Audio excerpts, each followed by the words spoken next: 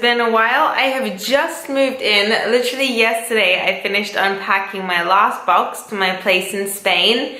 It's in Malaga, so if any of you guys watch and you've been to Malaga, let me know some good places to go, to see, to find.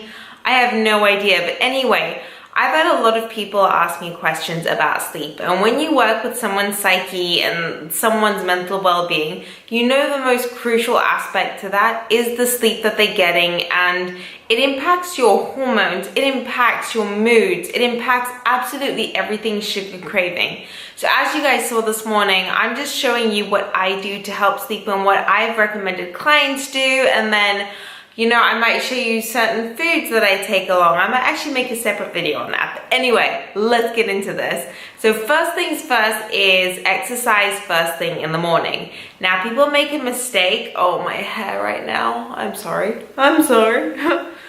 People make a mistake thinking that, okay, they're gonna exercise before bedtime and that's gonna help them sleep at night. That does like the total opposite thing. That is something, it's like a biggest no-go.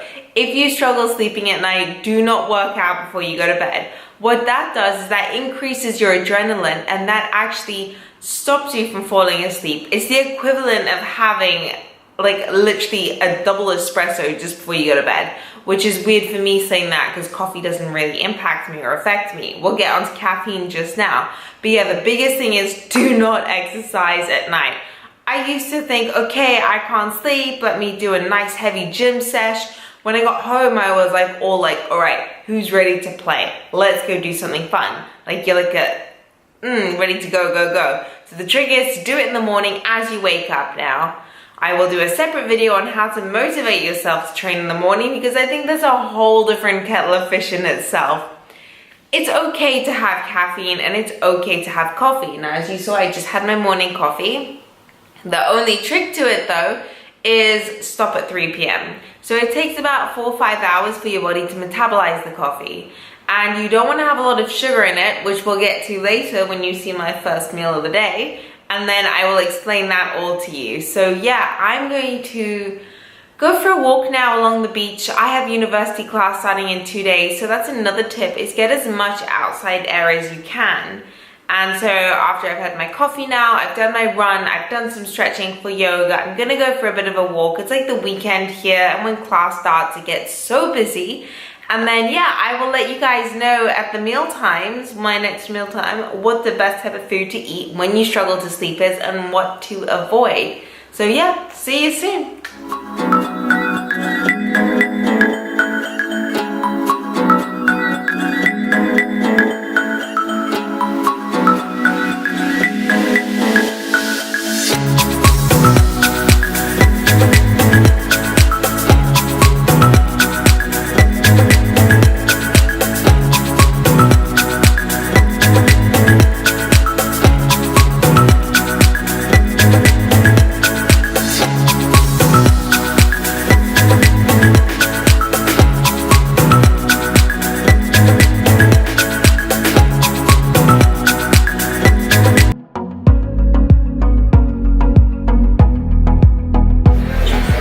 So I've been walking for like 2 hours and my body was like, you need a coffee. Yes, technically you just saw me have a coffee, but this is like 2 hours later, I need another one.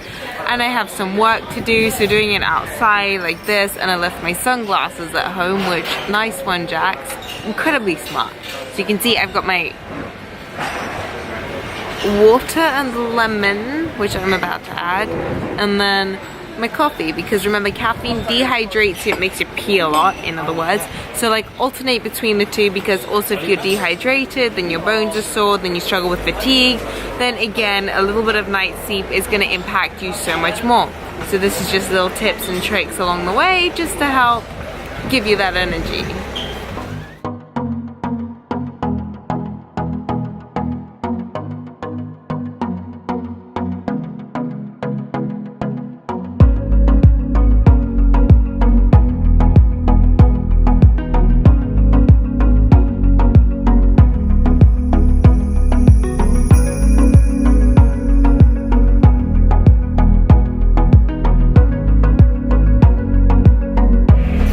Sorry for the really shitty, creepy, I'm going to attack you in the corridor lighting. but I had a bit of a hiccup. I've just got home now. It is like 12 o'clock. I'm ready to eat someone's face off, as in I'm hungry. Tip of the day, don't wait too late to eat if you get hungry. Okay, so thank goodness I meal prepped yesterday, so I have some stuff ready to go, and I will show you what I end up eating if I don't eat it before I turn my camera back on. But lucky for me, I was like, well, let me get my camera out and ready. I am doing this properly. So full disclosure, I couldn't wait for my lunch to heat up, so I'm currently having a cracker with some avocado and sauerkraut. Weirdest combination, I know, but I love it. So I'm gonna snack on this.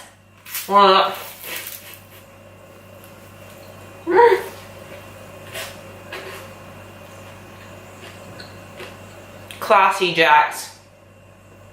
While my food's heating up, thank God I meal prepped last night, otherwise I would be a raging asshole right now.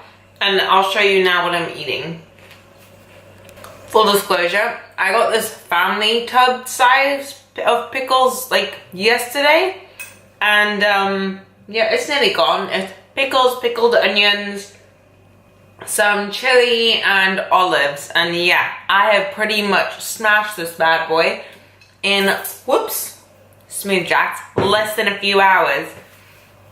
I have a bottomless pit for a stomach. It is both a curse and a blessing if I was a food competitor. Boom, 10,000 calories. I would nail that shit. I think I would. So basically what I've got here is some chickpeas, a lentil bolognese, and a pumpkin curry that I had all meal prepped yesterday. I have a lot of these recipes that I've already done. They're like my go-to meal prep recipes. I am shiny right now, and it's my favorite. So I will actually link the recipe to my pumpkin curry, or like the curry baked pumpkin, and my lentil bolognese. The only difference is I added some hemp seeds in for this. So the thing is, if you're trying to eat for sleep or something like that, you don't want anything high in sugar, because then you get sugar crash, meaning you crave sugar later on during the day. So on days or weeks that you find that your sleep is really aggravated, just make sure that your meals are very low in natural sugars. Natural sugars, added sugars, anything like that. Not because there's anything bad for it, it's just you're gonna keep craving it throughout the day and then sugar crash, then crave it, then sugar crash. Meaning at night for your midnight snack, you'll be craving something really sweet, which I like do anyways, but not the point.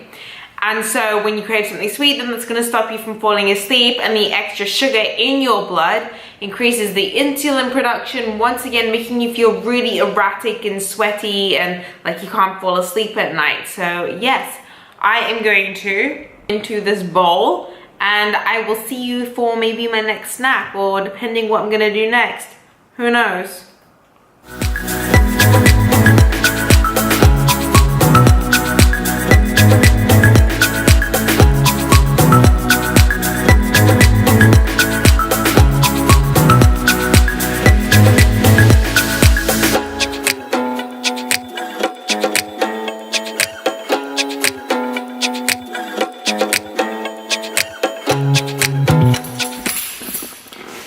Okay, so I didn't film it, but I got really hungry again, it's like 2 hours later, so I had another one of those avocado on crackers, and now I'm off to the store to go get some stuff and cacao powder, because I've got to finish my meal prepping before uni starts in a couple days. And yeah, and also like I can't be in the house during the day. I've spent like 2 hours editing, oops, and I'm ready to cut a bitch. Like honestly, my eyes start going squint. I like cannot sit down for like too long. Okay, so I just finished buying my groceries inside Aldi. But you know, I've been running errands all day. I've been to the health food store, been here, been around. I went to go have coffee. And then I hadn't noticed one thing, that when I left the house, like when I left the home, right? Look what I did. I left home in my slippers. I left in my bunny slippers, and I was wondering why people were looking at my feet really weirdly.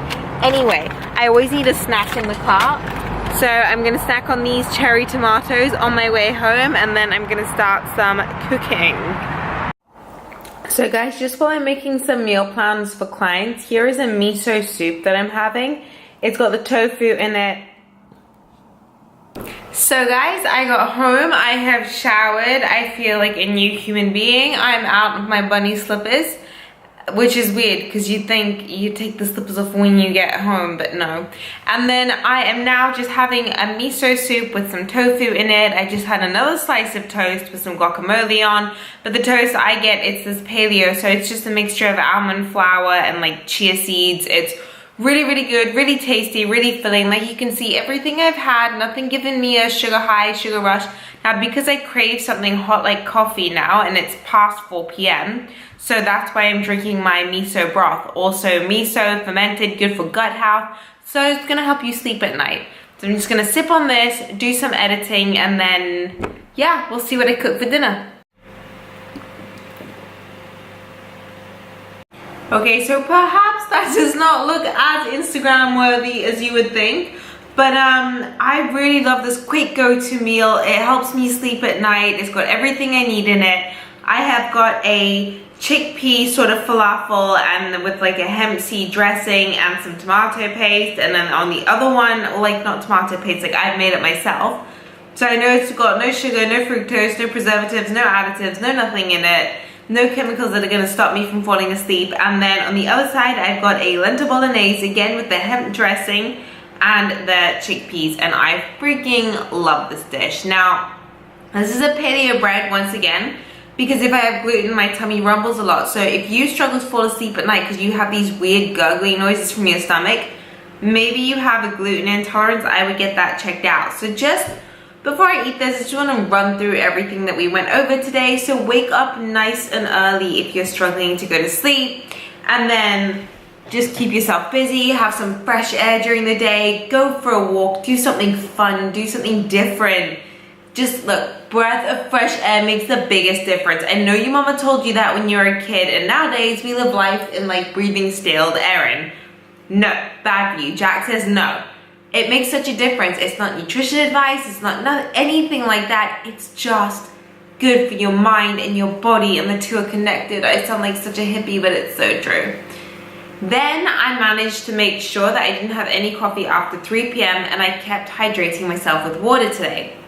You saw that I ate quite a lot, like quite often throughout the day, and that's because I wanted to keep my blood sugar stable. I didn't want any spikes and then drops and then spikes and then drops, and then because then what that does is that have you craving a lot of junk food later at night, and then again your blood sugar will be elevated and then you can't sleep at night, and no one likes that. Okay, no one. The last tip I'm actually going to leave you with before I'm probably going to have dessert later on tonight. If I do, I will let you know. I was going to have the hot chocolate, but I'm feeling like more of a pudding. I was going off track right there. The next thing is your screen. Now, what you can do with your iPhone that I always do at night as well is you can flick it up, and then over here you'll have, where are you? You can dim the brightness, or you can click. You know what? I'm actually going to do this in a different way. I'm going to show you. You can click on the little half moon circle. Now, if you have an Android, I'm sorry, I have no idea how to help you, but I'm sure there is a way. You can switch your phone to night mode. Now, all that does is that stops the blue light at least an hour to 2. Try and not be on any screens. Now, that's difficult for me even sometimes. So I'm reading a book at the moment, not on a Kindle, not on anything, an actual book. And if you don't have a book and you're like, Jax, I'm not going to read, I need to browse through Instagram or whatever, yes, it will affect your sleep, that's fine. Just make sure your screen is set on night mode and it will make the world of a difference. So yeah, I'm going to eat this now, and then I will see you in the next clip if I have a dessert, which I probably will. So yeah, huh?